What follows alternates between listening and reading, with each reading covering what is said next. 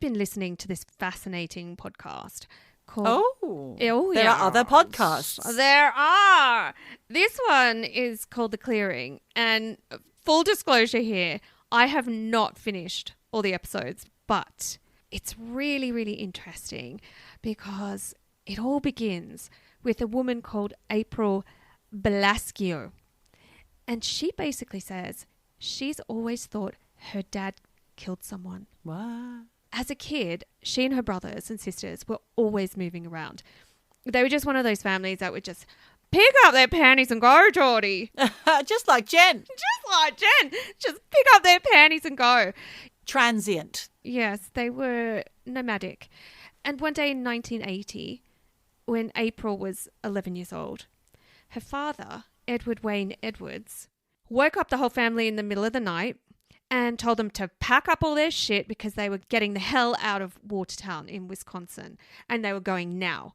And like I said, this was not unusual for this family. And every 6 months or so, and sometimes even sooner, without warning, their dad would come home, they'd have to pick up their shit and move on to the next town with no explanation. And they were not living well. You know, they were moving to places with no running water and mattresses with no sheets on the floor and no heating. And was there a Mrs.? Yeah, there was. Edward Edwards? Yes, Kay. Kay was the wife.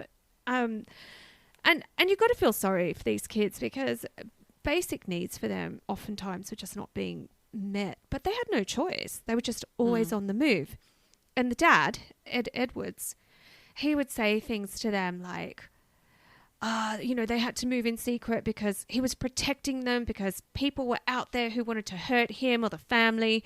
So they just had to go and they had to go fast. And it was just how they lived. Thing is, Ed Edwards was no angel. You know, he apparently was charming. He had sort of, he was not bad looking. Like the ladies found him handsome. And he had the gift of the gab, but he was also abusive. He was a master manipulator and he was in and out of trouble with the law. And he also, and actually this is really interesting when you think about it, the time frame here. He was born in 1933. He grew up in an abusive orphanage. He started getting into crime. He robbed loads of petrol stations in the late 40s and 50s. And the thing is, he never tried to disguise himself when he was committing these robberies because he told everyone he wanted to be a famous criminal. And I think that's really unusual for those times. But, I mean, I know there was Bonnie and Clyde and whatnot, but he wanted to be a famous crim. So he wanted to get caught. Infamous.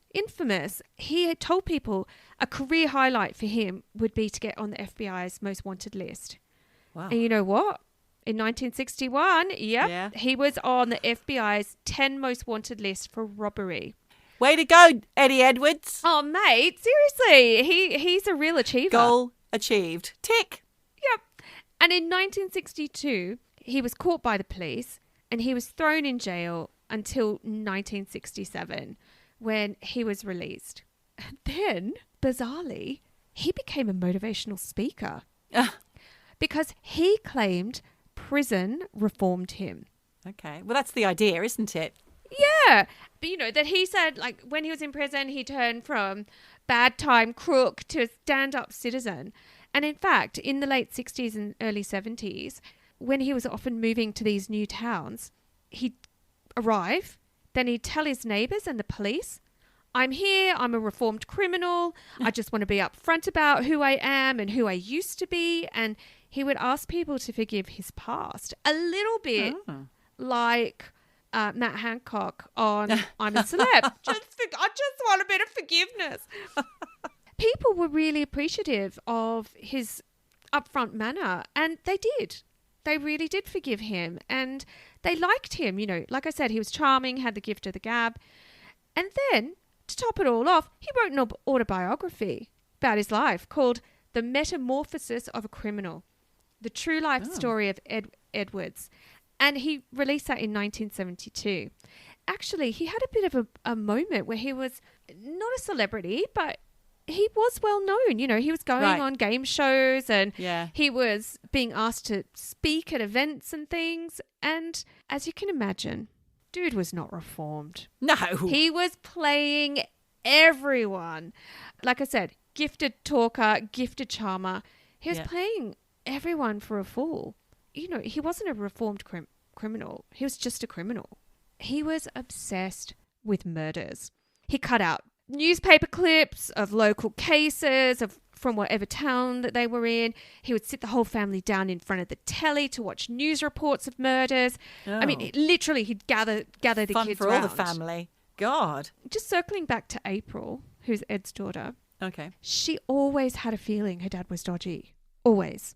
When she started to sort of think, I know my dad's like a dodgy character, but there's something more. She started getting all these memories and she started writing them down. Mm-hmm. And she started making a timeline of everywhere she'd ever lived and trying to piece together why she had this really overwhelming feeling that her dad could be a killer. Yeah. Then in May 2009, she just could not shake the idea that something happened when she was 11 years old in 1980, when the family had lived in Watertown in Wisconsin. So one night she couldn't sleep. She got up and she went to her computer and she just typed in Watertown, Wisconsin cold case. Boom. First hit was a link to a police appeal for information about the unsolved murder of 2 teenagers that happened just a few months before her family had left Watertown. Imagine how sick you'd feel. Oh man, your stomach would just fall. You'd get that cold sweat feeling. The report detailed a cold case from August 10, 1980, where sweethearts Tim Hack and Kelly Drew, who were both only 19, they'd gone missing from a wedding reception in Watertown at a place called Concord House, and they were never seen again until 2 months later, their remains were found in a wood a few miles away. Tim had been stabbed to death, and Trigger, Kelly, had been raped and strangled. Oh dear. Then April suddenly had this weird experience of all these memories flooding back. Her dad had worked as a handyman at Concord House. Oh shit. Where the wedding reception had been. Oh no. And they had picked up in a hurry and moved after the couple had gone missing, and she just knew her dad did it. So after a lot of soul searching, April called the police in Watertown and spoke to Detective Chad Garcia, who had worked on the original case. Yeah. And he told April that her dad at the time had been interviewed because, he'd worked at the venue. Mm-hmm. But for some reason, he hadn't been thought of as a suspect. So April and Detective Garcia sort of had a chat, and through the chat, they'd both figured out that it fit for when the family had picked up and left town. And it turned out it was the day after he'd been interviewed by the police. Oh. Yeah. So after realising that April could have actually have phoned in a proper, real lead, the police tracked down Ed Edwards and went and had a chat. And on the Clearing podcast, it's a really interesting podcast actually because they have a lot of audio on there, original audio, and they play the recording of the interview.